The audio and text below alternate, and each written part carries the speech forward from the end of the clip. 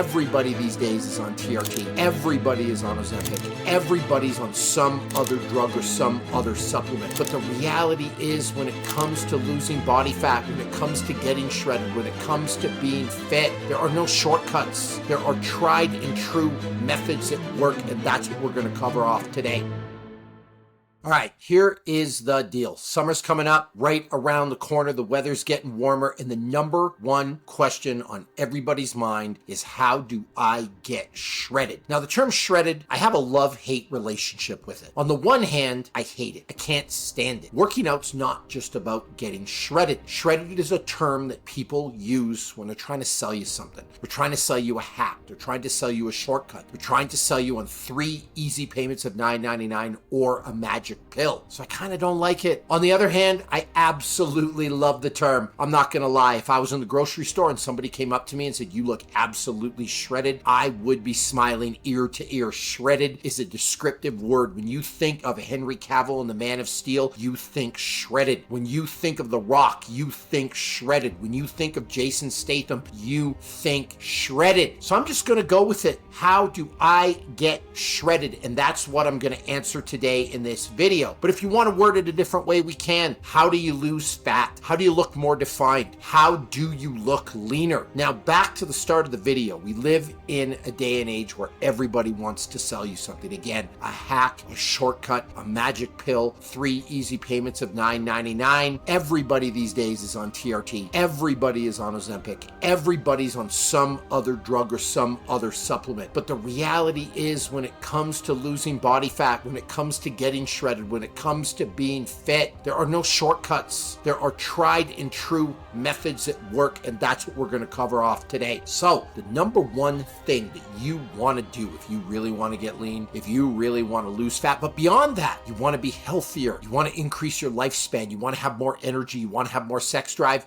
it's to ditch processed food. The food we eat today is filled with all kinds of chemicals. I've said this before, I'll say it again. If it wasn't a food 100 years ago, it's not a food today. If it was made in a lab by a guy in a white coat and it has all kinds of chemicals in it that you can't pronounce or you don't know what the hell it is, don't put it in your mouth. The majority of your diet should be meat, nuts, seeds, fruits, and vegetables. A super simple way that I explain this to people: you got to be able to murder it and cook it over an open fire without any additional processing, or you got to be able to pluck it from a tree and eat it in its natural state. So your diet, if you really want to have a good diet, if you really, again, want to lose body fat, you want to be lean, you want to be shredded, but you also want to have more energy, you want to have more health, a better sex drive, like all those things, your diet should be limited to red meat, chicken, fish. And by the way, with chicken and fish, I'm not talking chicken nuggets. I'm not talking about chicken strips. You're not going to Raising Cane's.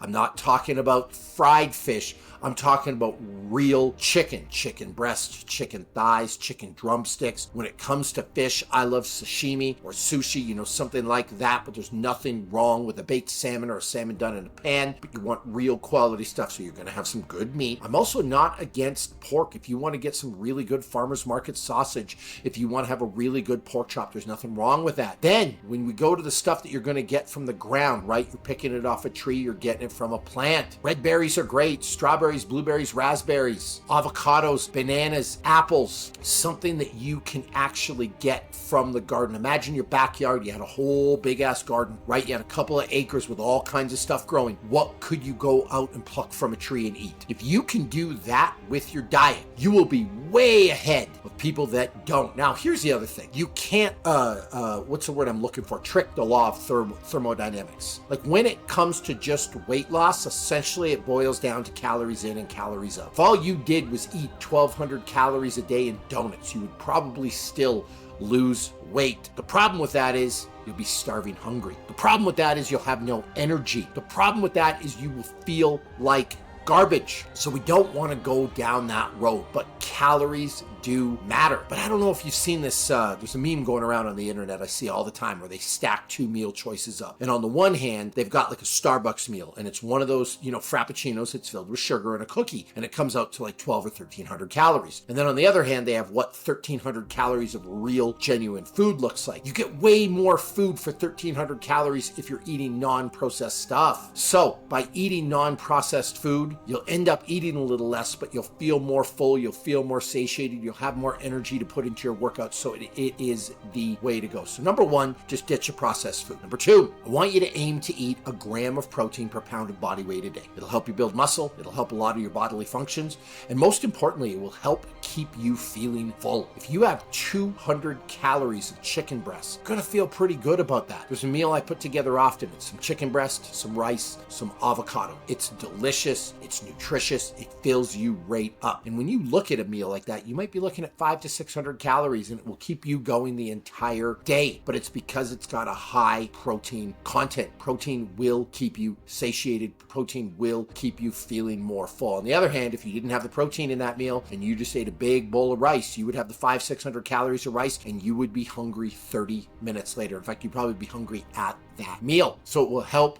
keep you feeling more full. I always ask that people eat a protein forward diet, and generally protein choices are less processed. So it leads back to rule number one, you get something that is closer to nature. I know a lot of people have a hard time hitting that protein goal. If they're a 200-pound person and they got to eat 200 grams of protein a day, they have a hard time hitting that protein goal in food because they just feel full. So aim to get your protein, and it will help you put on muscle. And every bit of muscle that you could put on, it matters. First of all, with life expectancy, with longevity, with health, muscle is the key. People who have a higher muscle mass generally live longer and have less problems when they are older. So you want to put on that muscle, but also the more muscle you have, the more calories you burn every single day just sitting around. Some people estimate that for every pound of muscle extra you have on your frame, you'll burn 50 to 100 calories a day just sitting around. So imagine if you had 10 extra pounds of muscle, that's an extra 500 to 1,000 calories you can eat a day. So you want to put on muscle, so eat that protein. That's rule number two. Rule number three, limit your alcohol. Now, I'm not an abstainer.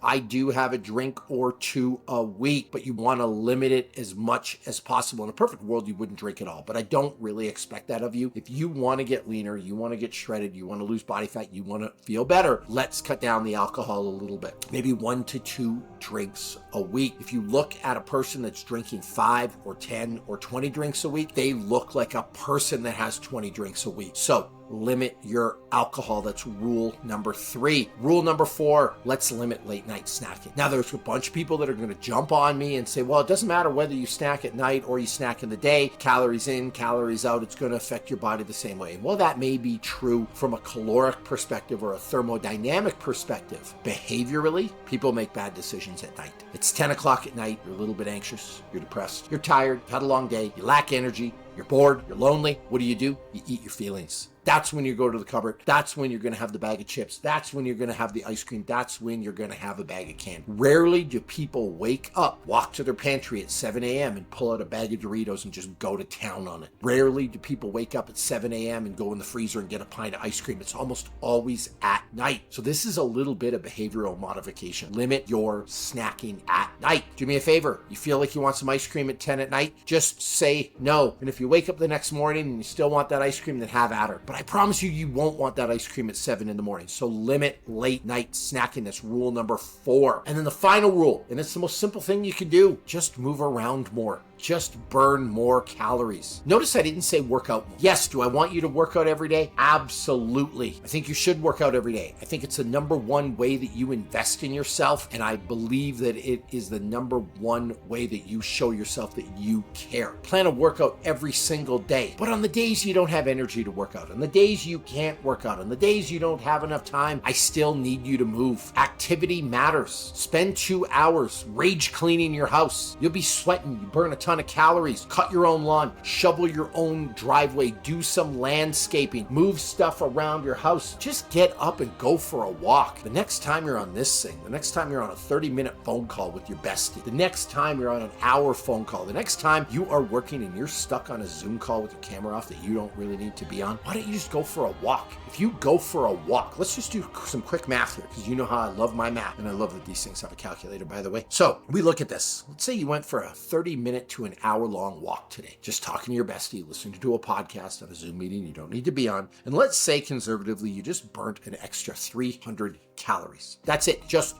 300 calories. If you burnt 300 calories a day just going for a walk, 365 days of the year, that's 109,000 total calories. There are 3,600 calories roughly in a pound of fat. Now that number varies depending who you listen to and what science you believe, but let's go with 3,600. Divide that by 3,600, there's 30 pounds of fat gone. There's 30 pounds of fat just that's disappeared by going for a walk. Now, it doesn't work exactly like that. All right, there's all kinds of chemical processes that happen in the body that will influence that number. But let's say conservatively, just by walking every day for 30 minutes to an hour, you burn an extra 20 pounds of fat a year. That's huge. If you're watching this video right now, go look in the mirror. How much would you love to be 20 pounds lighter just by going for a simple walk, not even working hard? Man, I got so excited I almost couldn't even get the words out. But if you can just burn a few extra calories every single day by the end of the year, I promise you that will add up. So I'm not even talking about working out. I'm just talking about moving more. Now let's review the 5 rules. 1, ditch your processed food. And by the way, I'm not asking you to eat a bad diet. You go to a Gordon Ramsay restaurant, one of the best chefs of all time. You go to a Cat Cora restaurant, an Iron Chef. You go to a Michael Voltaggio restaurant. I'm really into the Tournament of Champions right now on the Food Network, but you go to any of these people's restaurants, they're not serving you garbage from a can. They're serving you the best of the best non-processed ingredients. So I'm not even asking you to suffer. I'm just asking you to eat a Michelin star, a James Beard diet. So let's get that straight. But if you manage to ditch the processed food, if you can eat a protein-forward diet, just aim for a gram of protein per pound of body weight a day. And if you don't want to count macros, then just when you sit down at a restaurant, just order the steak, order the fish, order the chicken, right?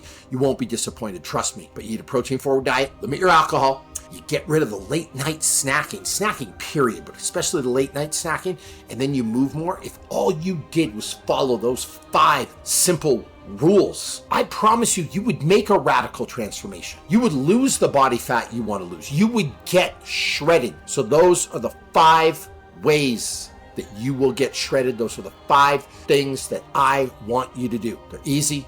They're simple. There's no hacks. There's no fads. There's no shortcuts. There's no 3 easy payments of $9.99. You just got to follow those 5 rules and you will 100% get more shredded.